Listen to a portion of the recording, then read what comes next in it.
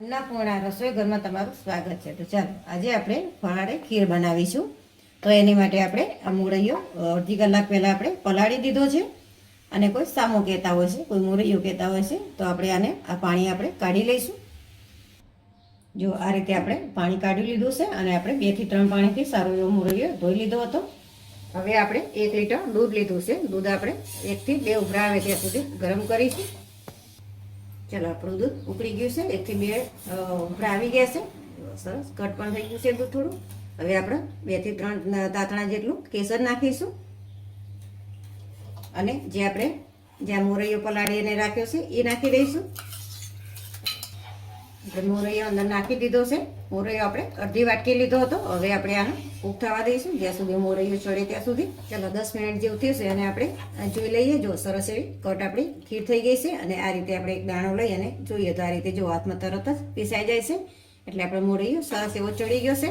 અને આપણે આ રીતે સખત કાંઈ હલાવવાની જરૂર નથી, એકદમ ધીમો ગેસ રાખી અને એની જાતે જાતે થવા દેવાનો અને વચ્ચે વચ્ચે હલાવતું રહેવાનું કે નીચે ચોટે નહીં। આ રીતે સાઈડમાં જે મલાઈ થતી હોય આ રીતે અંદર કરતું રહેવાનું, એટલે દૂધ ઝડપથી ઘટ થશે અને સ્વાદ પણ બહુ સરસ આવશે। હવે આપણે આની અંદર ખાંડ નાખીશું। તો આપણે 4 ચમચી ખાંડ લીધી છે। ખાંડ તમારે ટેસ્ટ પ્રમાણે વધારે કે ઓછી કરી શકો છો।